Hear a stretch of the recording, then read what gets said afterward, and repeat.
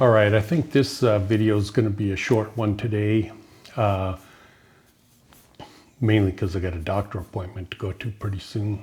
Not that you guys care that much, who would, but they stuck a needle in my throat last week on this side, and now it's going to be on this side. They do a cortisone shot in the cervical spine area of my neck.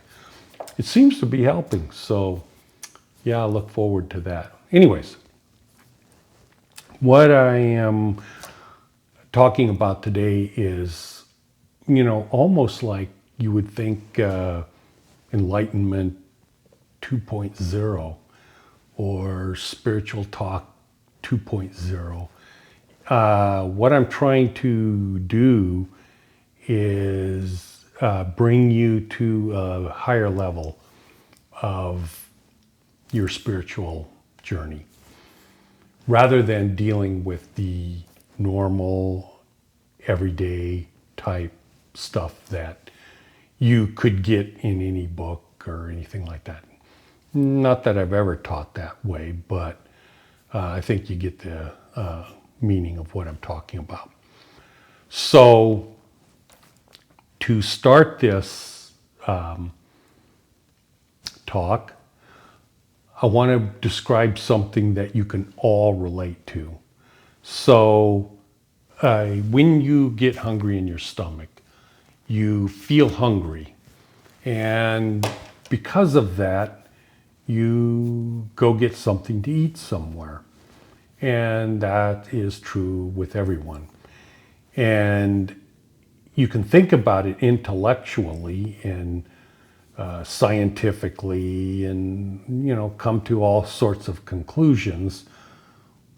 But you also know that a newborn baby that is literally 5 hours old is crying because it wants food.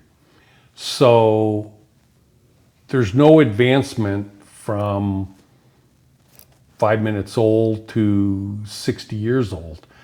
The urge to eat is felt the same way. However, when you get older, you are more intelligent, you're more knowledgeable, let's put it that way.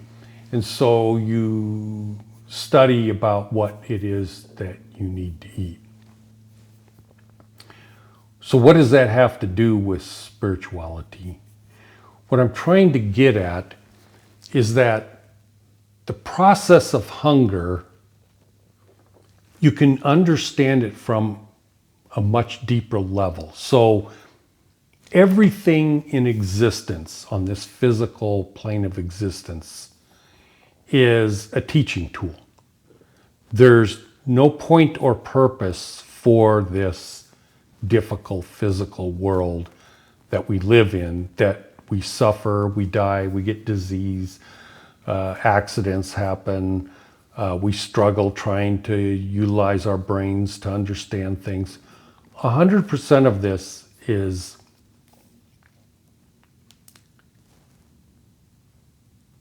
an example. It is a way to awaken the essence of what you are. It is teaching you the process of what reality is. It is using a strategy for you to learn how to develop yourself. God created this using every ounce of his intelligence to create this particular reality that we're in. Again, what does that have to do with being hungry? Sorry, that's my warning that I got to go to a doctor appointment in an hour. Anyways, so what does that have to do with hunger? It is the same type process. So those of you that are watching this video, and literally millions and billions of other people that go to church or this or that or whatever most of the reasons they do this is because they're hungry spiritually. And hungry spiritually has nothing to do with the physical plane of existence. But the hunger is showing you something that if you don't eat, you will die. If you eat bad food, you will get sick. If the list goes on. But that's education, teaching you about these things. A one-day-old baby doesn't know what it should or shouldn't eat. It just knows it's hungry. And as you grow older, you know what you should and shouldn't eat and do to be healthy. This is a teaching tool. That's all it is. This physical world, your physical body, it is a teaching tool for you to learn the process of what you're supposed to do to develop your essence, your soul, your spirit. So when you feel hungry spiritually, that is an urge because the essence of what you are wants to grow. It wants to become more knowledgeable. It wants to become more aware. If it has ever been around God, it wants to be more like God. It wants to be more aware. But the only way that this can happen is if you feed it. And what do you feed it? You can feed it bad spiritual knowledge. You can feed it good spiritual knowledge. If people are ignorant, they don't know any better, they will eat the bad stuff because it looks good, it tastes good. People on the spiritual path, they are attracted to bad stuff because it's simple, it's easy, it seems appealing. And yet the good stuff for them doesn't necessarily appear that way, doesn't taste that way. But in every situation, people that are on the path for being physically super healthy, after years and years, the food that they thought, oh, that tastes horrible, they begin to go on, you know what? It gets to a point where it's not so bad. And then it might get to a point where, you know what, I actually like the taste. That's not true about all, but that's the way it is. Physical exercise, the same thing. It doesn't seem enjoyable at first because it's difficult. But the more you do it, the more you feel like, oh man, I feel like I want to get out and run today or whatever. The more healthy you get. Spiritually, it's the same thing. The intention of Spirituality 2.0, what I'm trying to entice you into is understanding the relationship between your physical self and your non-physical self. I'm trying to communicate to your non-physical self and trying to help you understand what the heck is going on. Now, when we understand from a deep spiritual, philosophical understanding that reality is an illusion, and so let's say I say to you, hey, I am enlightened. Okay, what do you do in response to that? You should be thinking in your spiritual essence, you should be thinking, well, he said he's enlightened. Okay, what is he? What is the I? And what is enlightenment? Because whatever you think it is in this physical realm, it isn't that. It is converted through the process of going from your physical, mental, mind, and everything. All of this process takes place on a higher plane of existence. It takes place in a different reality realm. I've told you before that people talk all the time about the concept of love. Oh, I love you. I love the world. I love my wife. Well, if it truly is love, it doesn't and cannot exist on this physical plane of existence. There's no reality to it. And yet people experience it on a daily basis and think that it's physical. So much so that scientists would try to evaluate it and go, well, love is actually some sort of chemical reaction that takes place in the brain. No, it isn't. No, no. Love can cause some sort of physical reaction in the brain, but the love is not caused by the physical reaction in the brain. It would be the same thing as saying, like maybe tires on a car cause it to travel down the road. When in fact, no, it's the engine, it's the gasoline in the engine, or the electric in the motors, or whatever the case may be that's causing it to go down the road. Not the tires. The tires are a secondary thing that allow it to go down the road. So anyways, what I'm trying to do is to help you understand what reality is. Now I'm going to cut this short, but I'm going to say one thing that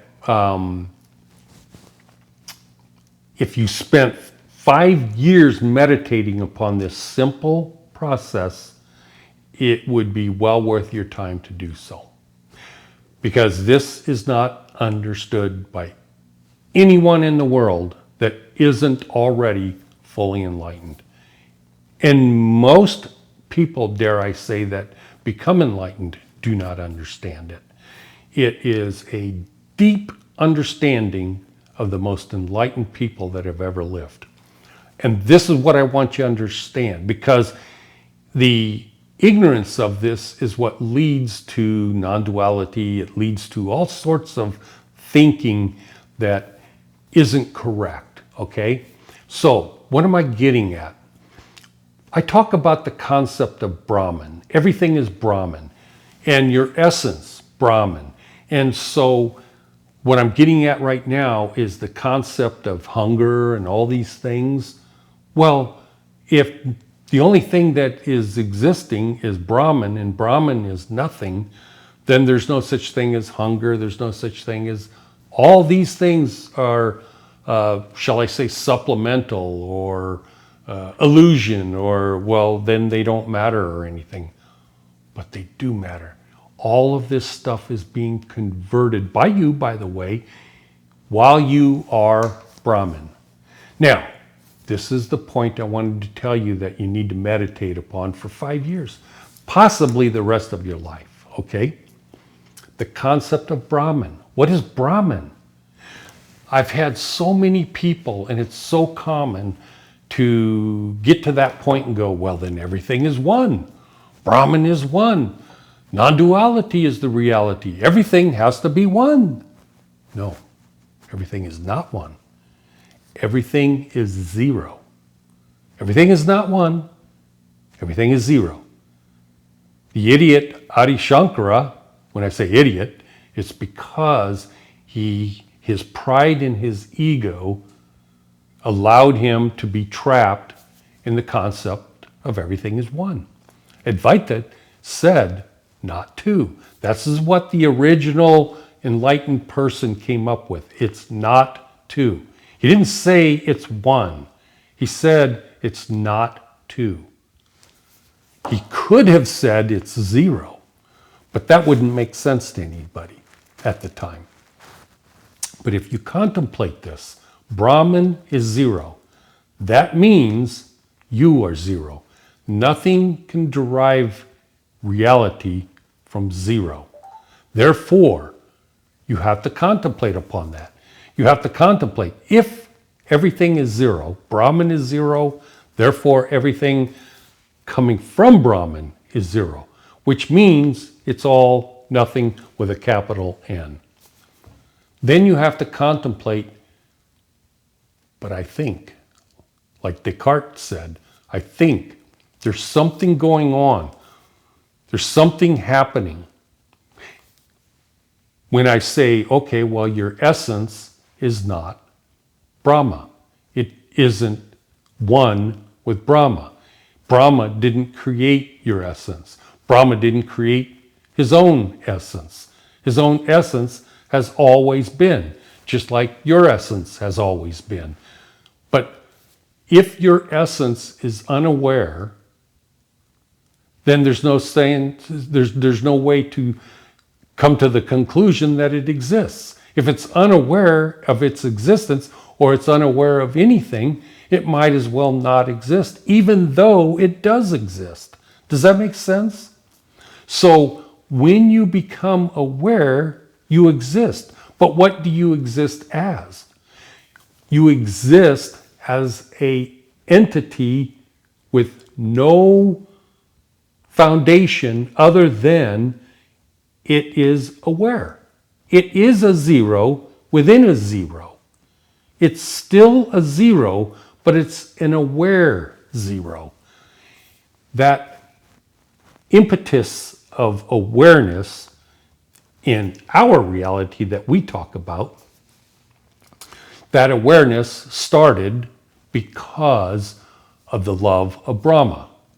When I say the love of Brahma, I'm referring to ancient Hinduism.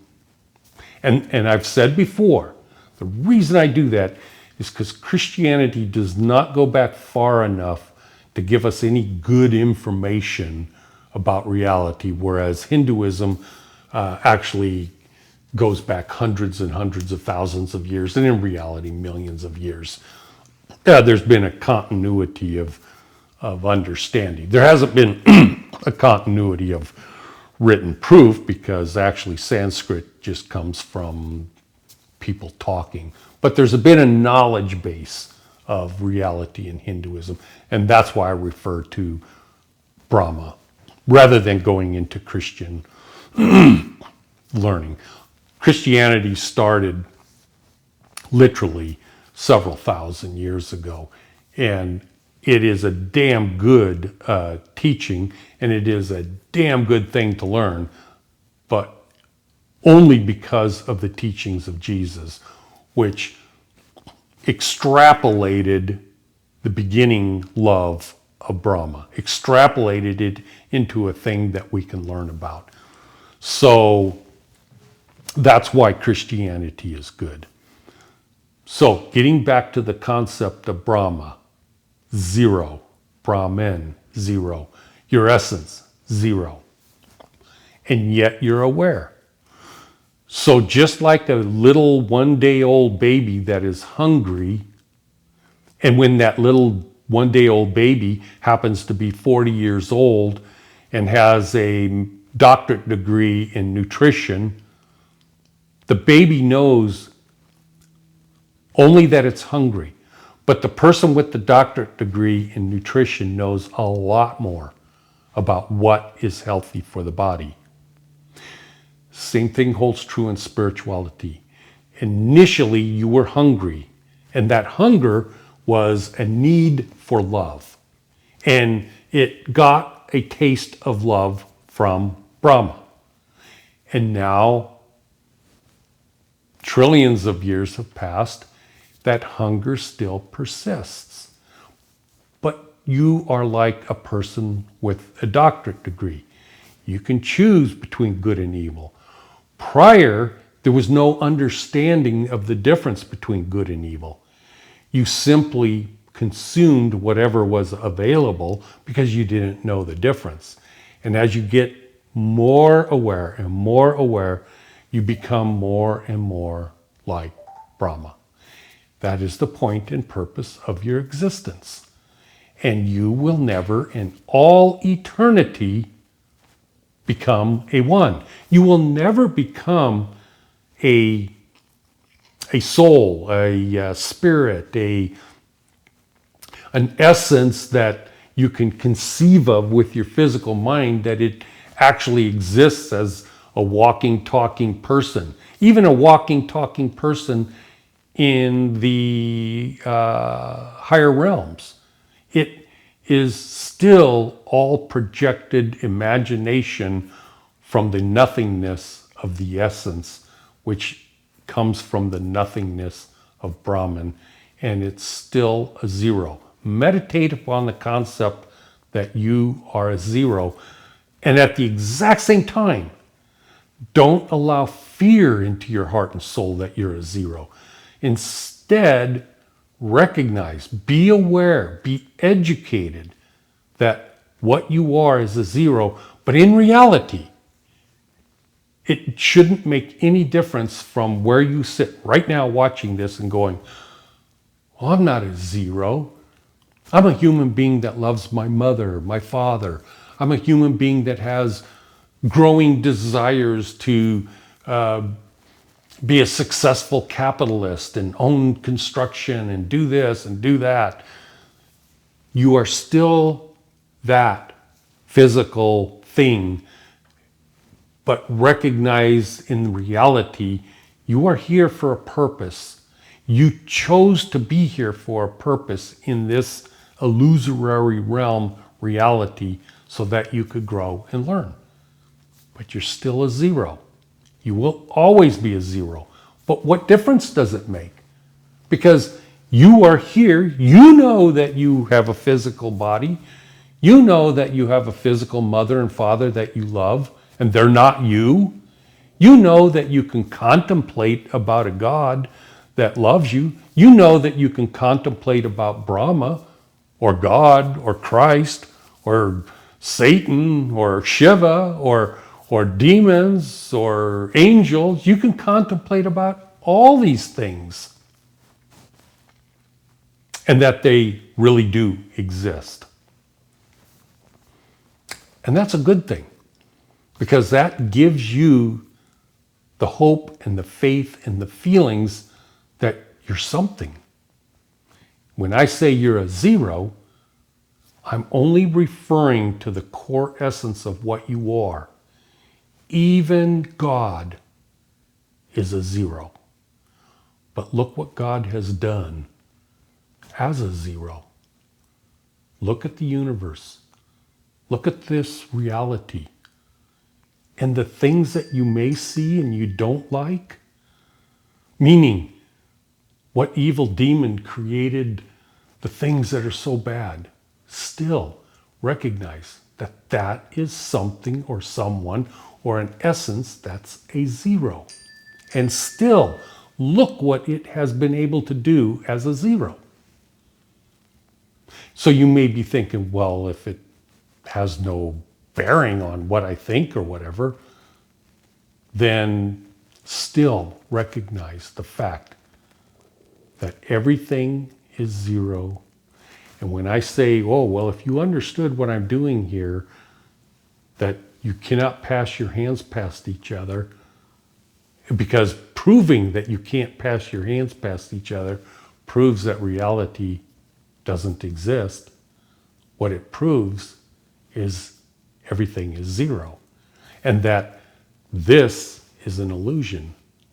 I'm not waving my hands past each other because hands don't exist. And if hands did exist, they couldn't exist. It proves it. But that's because everything is zero.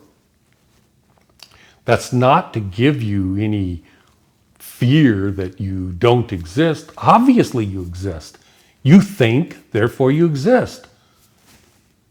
Descartes proved that. And he wasn't even a spiritual person per se. So yes, that's the process I'm trying to bring you into. That's what I would like you to think about. And that's why I'm always appealing to you from a different, higher level. I have watched, what time is it? I still have time before I go to my doctor appointment.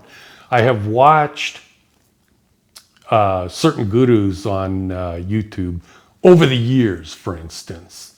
And I'm going to bring up one in particular, but they all follow the same pattern, okay? One in particular was Adida Samaraj or something like that. I don't remember what his name was. He probably died, I don't know, 10, 12, 13, 14 years ago. And Oso was another one. You watch these people, and when they talk to the followers or devotees or whatever, they'll answer questions and everything. And if you're paying attention, you're going to see something that is very interesting. And that interesting thing is a person might be asking the guru, oh, enlightened one, what about this? And I fear and everything else. And the answer of the guru comes back to the person in the congregation or Sangha group or whatever. And it would almost appear, or not almost, it actually does appear, that the guru is sociopath, that he's so disconnected from reality, he'll say something hurtful to the person that it's like, oh my God, how can he be so harsh? How can he be so destructive to the heart and soul of that person? Now, I know why. And I will be honest with you, I don't do that. That's probably a flaw on my part because I never liked being abused as a child. And so because of that, I do not use those tactics when I teach spirituality. Is that a good thing? Probably not. Probably I should be harsh like these other gurus.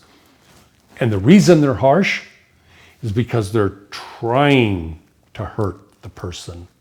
They're trying to make the person mentally hurt, pushing them to the edge.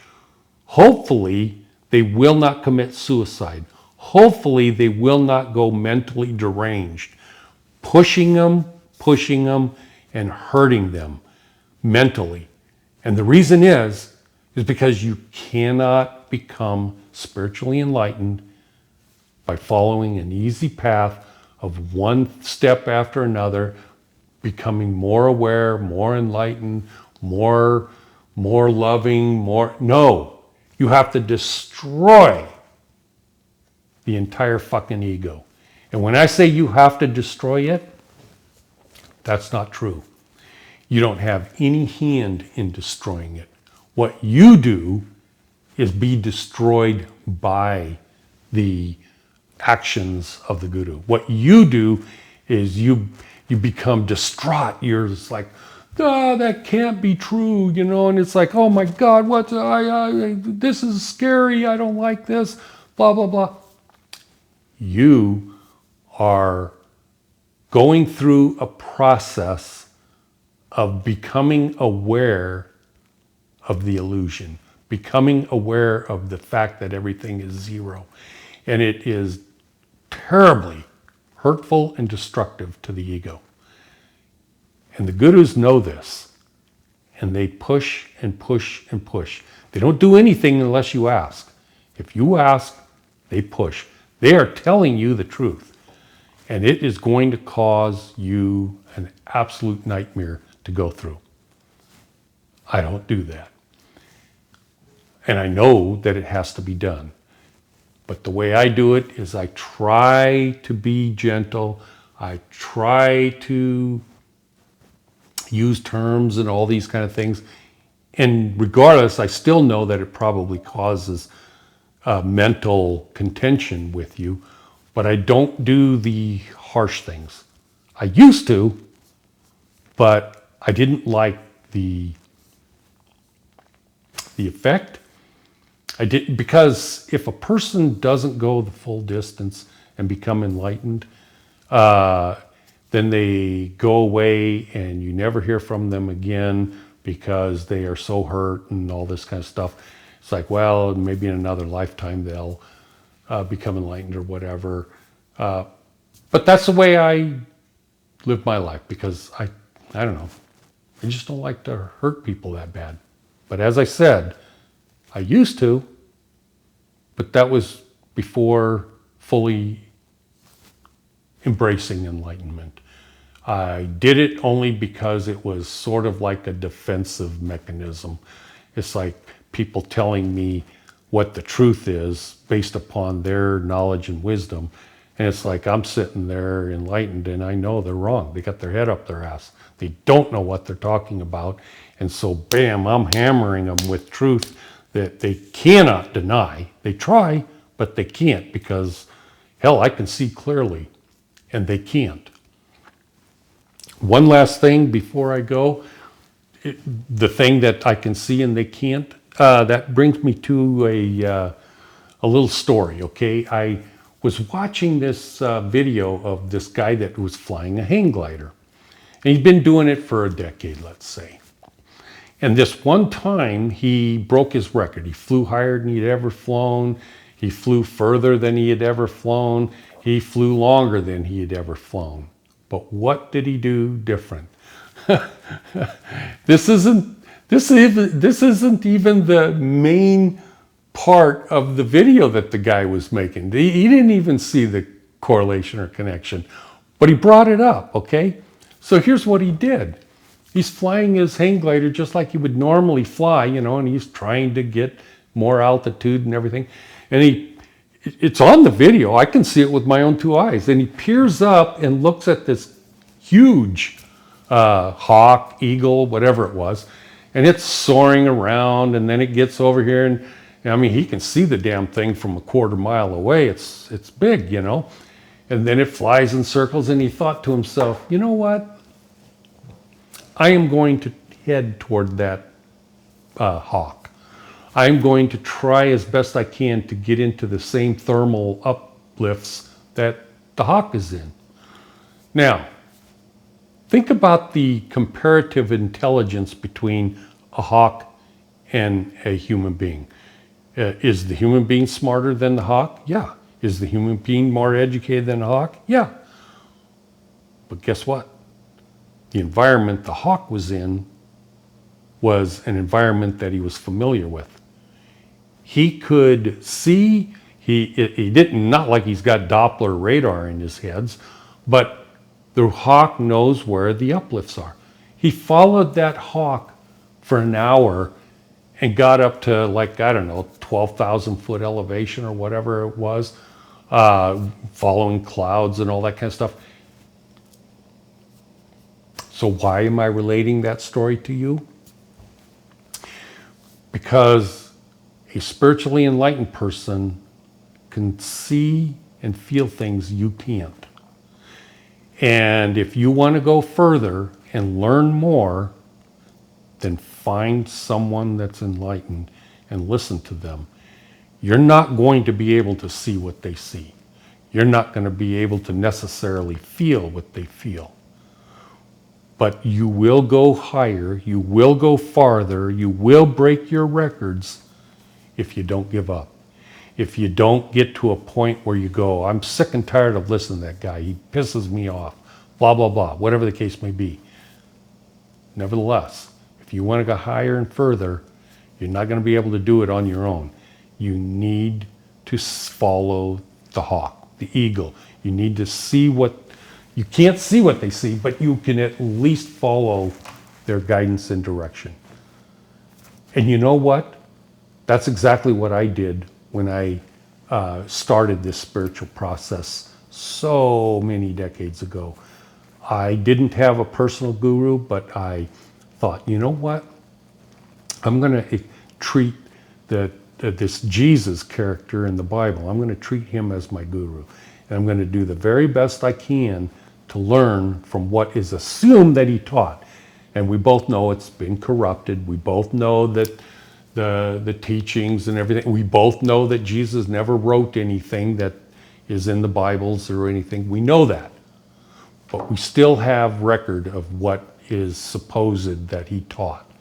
And that is what I took as my guru. And I prayed and I fasted and I did everything I could as if he was a living guru. And then that got me to a certain point, and then I actually found a couple gurus that I've followed probably 15 years ago. One of them was in Portland, Oregon, and one here in Las Vegas. I eventually got to the point where I gave up on the one in Portland because he wasn't really an enlightened guru. He was a well-educated guru, but he wasn't enlightened. The one here in Las Vegas was enlightened. However, he was such I'd like to say he was a sociopath because he taught in such a way that it was very hurtful. I mean, there were times when I could not continue going to his song hall for months because it was so damaging to my ego. But I kept going.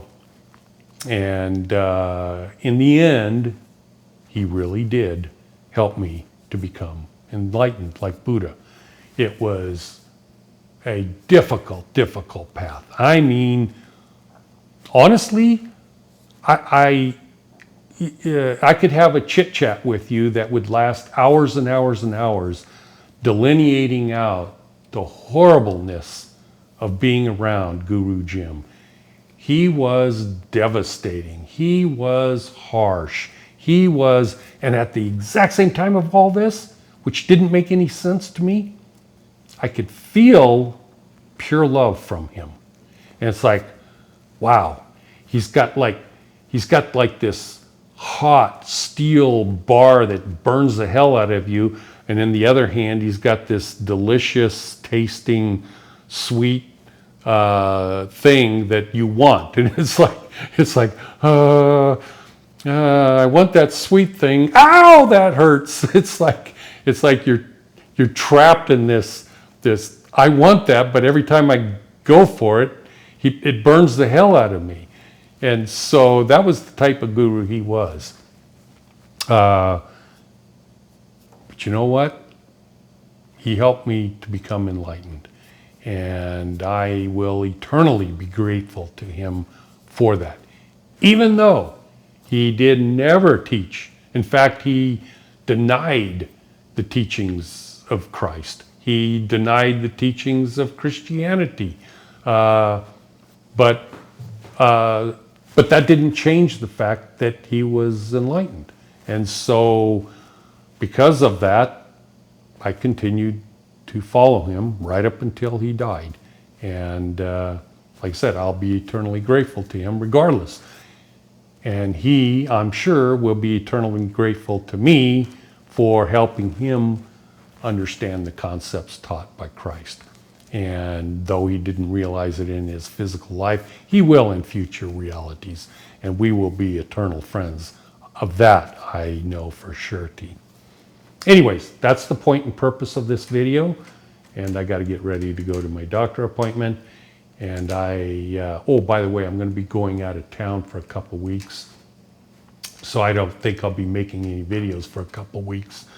So if I don't see you, recognize I'm out of town. I won't be able to do anything. And I want you to know I love you. I love you because you are valuable. Your heart and soul, your essence of what you are, your awareness of what you are is so damned unique and valuable. And I love you because I know that at some point in the future, the barriers of ignorance will be severed and you and I will be one, as Jesus is one and God is one. But what does one mean when it's coming from zero?